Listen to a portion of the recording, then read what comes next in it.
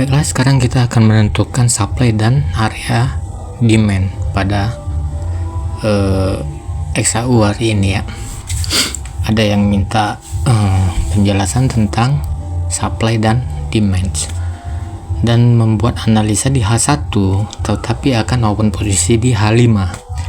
Sebenarnya ini agak jauh ya teman-teman, kalau kita analisanya di H1 tapi open posisinya kita pantau dari H5 time frame nya ya teman-teman. Itu sebenarnya kejauhan. Kalau ya kalian mau open posisi di M5 nya, seharusnya cukup kalian analisanya di time frame 15 menitnya atau 30 menit paling jauhnya sebenarnya ya teman-teman. Nah, jadi tak apalah saya akan coba membuat sebuah analisa yang dinamakan ini apakah ungu ini akan menjadi area demand nantinya. Kalau dia menjadi area demand, otomatis ini pergerakan ini akan naik ya teman-teman, baru dia terbentuk demand. Akan tetapi kalau dia balik turun ke bawah, ini belum kita sebut sebagai area demandnya teman-teman, berarti masih supply, walaupun di atas tadi ada supply-nya. Oke, sekarang kita akan coba open posisi di 5M nya ya, time frame 5 menitnya.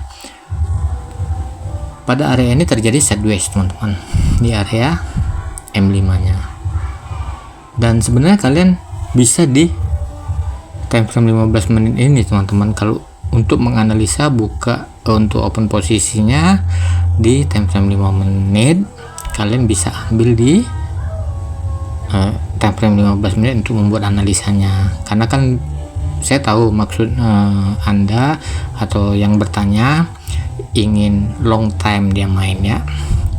Nah, sekarang saya akan berikan contoh. Ini di sini dia akan turun sejauh ini, karena di sini sudah terjadi penurunan teman-teman ya.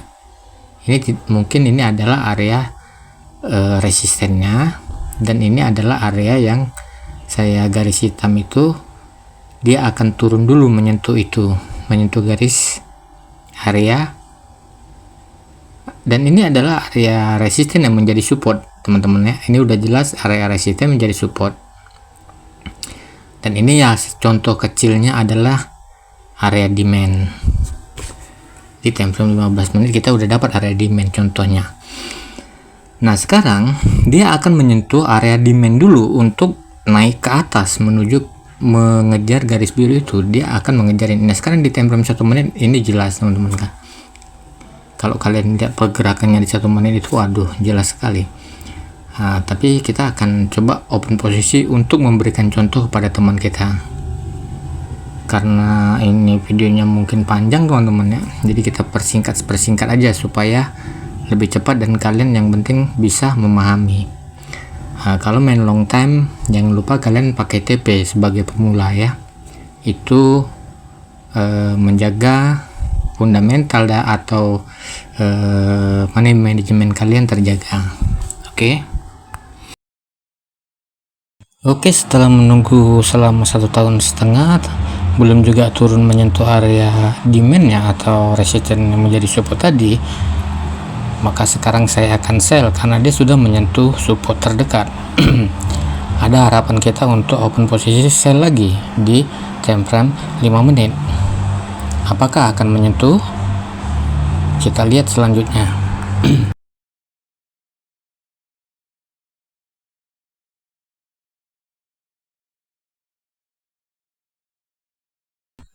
Dan yang saya garis hitam ini lagi baru ya, ini adalah area support ya teman-teman. Jika dia nanti naik ke atas menyentuh pergerakan ini, naik ke atas menyentuh garis hitam itu, maka kita akan tambah selnya. Tapi kalau dia terus ke bawah ini, kita malah akan open posisi buy dulu, karena dia mantul dulu naik ke atas sedikit baru dia turun. Ini udah jelas dia penurunan teman-teman ya. Jadi kalian harus hati-hati, harus teliti untuk melihat pergerakan yang terjadi. Kenapa kita bisa sell lagi di sini? Karena di sini ada area support yang akan memantulkan dia untuk tertekan ke bawah. menyentuh area ke demand. Paham ya teman-teman ya? Jadi hati-hati, jangan terjebak trading itu.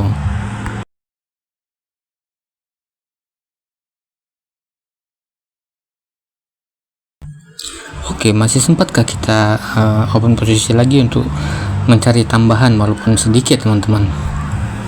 Atau dia naik, kalau dia naik atau candle ini menjadi candle biru, setelah candle ini kita akan open sell, lumayan lah teman-teman untuk tambah-tambahan. Sempat apa tidak coba ya teman-teman.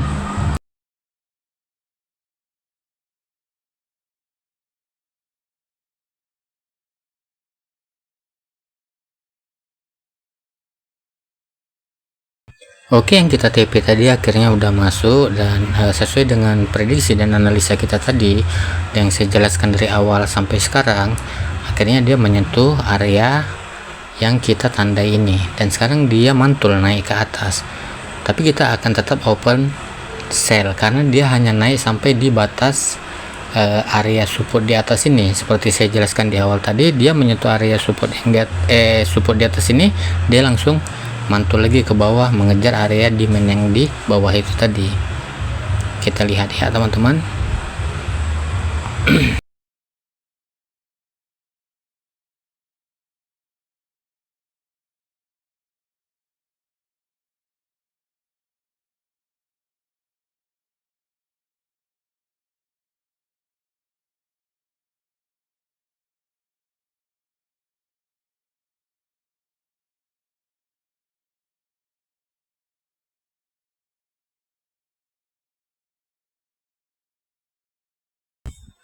Oke, karena makan waktu yang sangat panjang, dia sudah menyentuh area support, lalu dia akan turun ke bawah ya.